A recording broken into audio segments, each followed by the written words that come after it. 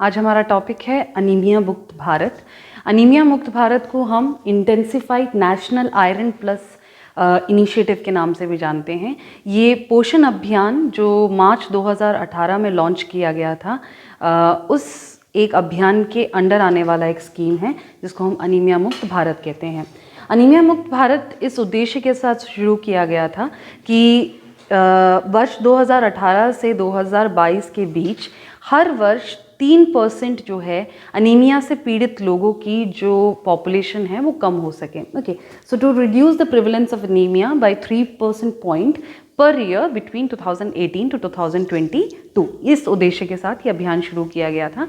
सो सबसे पहले हम बात कर लेते हैं कि अनीमिया क्या है। अनीमिया एक क्वालिटेटिव और क्वांटिटेटिव डिक्रीज है हीमोग्लोबिन में या mass of RBC cells. Okay, so किसी भी व्यक्ति के ब्लड में जो रेड ब्लड सेल्स होते हैं उनके मास में या मतलब उनका जो वॉल्यूम होता है उसमें, या पर्टिकुलरली हम बात करें हीमोग्लोबिन में, क्वालिटेटिव और क्वांटिटेटिव जो डिक्रीज हो जाता है या कमी आ जाती है उसको हम क्या कहते हैं, अनीमिया कहते हैं। अनीमिया एक बहुत बड़ा प्रॉब्लम है क्योंकि बहुत सारे क्षेत्रों में हम देखते हैं कि छोटे बच्चे या प्रेग्नेंट वुमन, ऐसे बहुत सारे वर्ग के लोग हैं जिनको अनीमिया की वजह से बहुत ज़्यादा बीमारियां या मृत्यु दर भी हम देखते हैं। ओके, सो इसलिए अनीमिया मुक्त भारत एक बहुत इंपॉर्टेंट स्कीम है जो गवर्नमेंट के द्वारा लॉन्च की गई।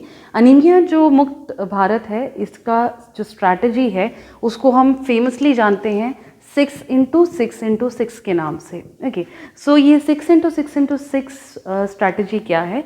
6 जो पहला 6 है वो है 6 बेनिफिशरीज, मतलब वो 6 वर्ग के लोग जिनको इस अभियान के अंतर्गत सुविधाएं मिलेंगी। ओके, नेक्स्ट जो 6 है वो है इंटरवेंशंस, कि हम क्या कर रहे हैं इस योजना के अंतर्गत कि अनीमिया मुक्त भारत का एक जो उद्देश्य है उसको पूरा कर सके, उसके लिए क्या क्या क्रियाएं की जाएंगी, वो इंटरवेंशन हो गए।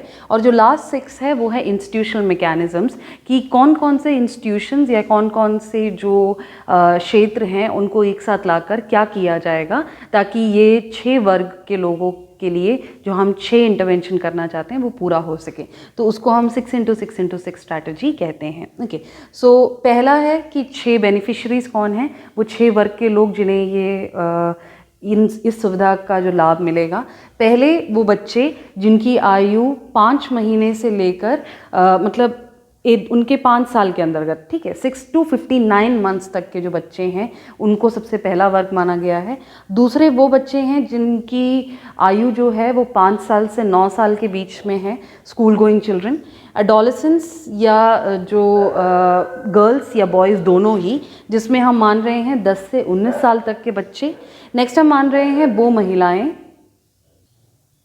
जो रिप्रोडक्टिव एज के होते हैं, मतलब हम यहाँ पे मान रहे हैं कि 20 ईयर्स से लेकर 49 ईयर्स तक के बीच के जो महिलाएं हैं जो रिप्रोडक्टिव एज के होते हैं, मतलब जो गर्भवती हो सकते हैं, उनको हम मान रहे हैं। नेक्स्ट है जो एट प्रेजेंट प्रेग्नेंट हैं, जो गर्भवती महिलाएं हैं। और लास्ट है लैक्टेटिंग मदर्स, जो ब्रेस्ट फीड कर रहे हैं, उनको हम 6th कैटेगरी मान रहे हैं। तो ये 6 जो वर्ग के लोग हैं उन्हें हम मानते हैं 6 बेनिफिशरीज जिनको बेनिफिट मिलेगा। ओके, नेक्स्ट है इंटरवेंशंस। जो 6 इंटरवेंशंस क्या हैं? सबसे पहले सप्लीमेंटेशन देना, आयरन और फॉलिक एसिड के जो टैबलेट्स हैं या डोसेस जो हैं उसका सप्लीमेंटेशन देना प्रोफिलैक्टिक तरीके से, मतलब जहाँ पे जिन लोगों को एनीमिया नहीं है लेकिन वो इस वर्ग में आते हैं उन लोगों को पहले से ही क्या देना है, आयरन और फॉलिक एसिड के टैबलेट्स या डोसेस देने हैं ताकि उन्हें एनीमिया ना हो।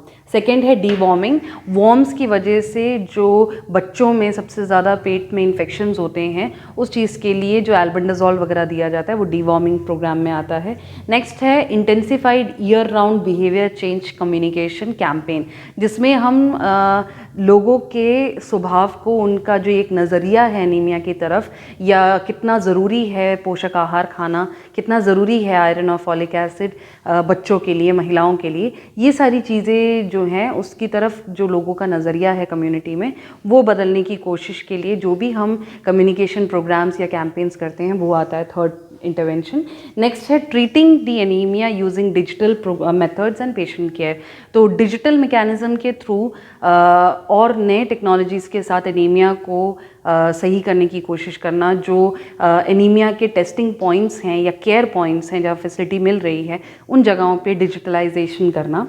नेक्स्ट है mandatory provision of IFA fortified, मतलब आयरन और फॉलिक एसिड से युक्त जो खाद्य पदार्थ हैं उसको पब्लिक तक पहुंचाने की कोशिश करना। जो भी खाने के वस्तुएं हैं उसमें आयरन और फॉलिक एसिड को इंक्लूड करके उसको पोषक बनाना ताकि एनीमिया ना हो, ये एक IFA फोर्टिफाइड प्रोग्राम है।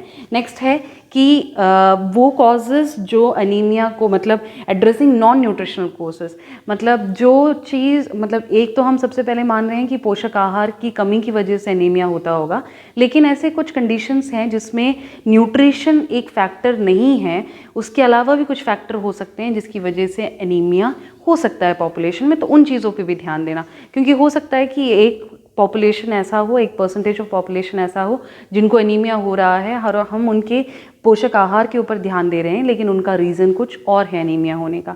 तो हम न्यूट्रिशन के अलावा नॉन न्यूट्रिशनल कॉजेज़ को भी ध्यान में रखेंगे, वो 6th पॉइंट है। मलेरिया, फ्लोरोसिस, ऐसे बहुत सारे पॉइंट्स। ओके, सो ये हैं 6 इंटरवेंशन, मतलब ये 6 कार्य हैं जो इस अभियान के अंतर्गत किए जाते हैं। नेक्स्ट है इंस्टीट्यूशनल मैकेनिज़्म। इंस्टीट्यूशनल मैकेनिज़्म में वो सारे प्रोग्राम्स और कैंपेन्स और सेक्टर्स या क्षेत्र जिनको एक साथ लाया जाता है ताकि ये अभियान को हम एक सक्सेस बना सकें। सबसे पहले है नेशनल एनीमिया मुक्त भारत यूनिट की स्थापनाएं की गई हैं ताकि इन सब में एक पर्टिकुलर पॉपुलेशन को फोकस किया जाएगा और वो अपना अपना जो सेक्टर्स हैं वो बांट कर वहाँ पे आयरन और फॉलिक एसिड के सप्लीमेंटेशन को बढ़ाने की कोशिश करेंगे। इंटर मिनिस्ट्रियल जो कोऑर्डिनेशन है, मतलब और भी जो मिनिस्ट्रीज़ हैं, यूनियन मिनिस्ट्री के अलावा जितनी भी और मिनिस्ट्रीज़ हैं, उन सबको साथ में लाया जा सके ताकि और हेल्प मिल सके इस अभियान को पूरा करने में। सप्लाई की जो चेन्स हैं, जितने भी सप्लीमेंट्स हम दे रहे हैं, आयरन और फॉलिक एसिड के डोसेस हम बांट रहे हैं, उन सब का जो सप्लाई चेन है उसको और मजबूत बनाना और उसका जो डेटा है वो बिल्कुल ट्रांसपेरेंट और सही से रखना ताकि डेटाज देखकर हम समझ सकें कि जो हमारा उद्देश्य है कि 3% पॉइंट जो है वो कम होना है हर साल, वो हो रहा है या नहीं हो रहा है। Okay, convergence with other ministries, पूरे मिनिस्ट्रीज़ को साथ में लेके आने की कोशिश करना। National centre of excellence and advance research on anaemia control, ये भी एक संस्था है जिसके अंडर जो ऑलरेडी चल रही है एनीमिया प्रिवेंशन प्रोग्राम के लिए, उसको भी इसके अंदर इंक्लूड कराना।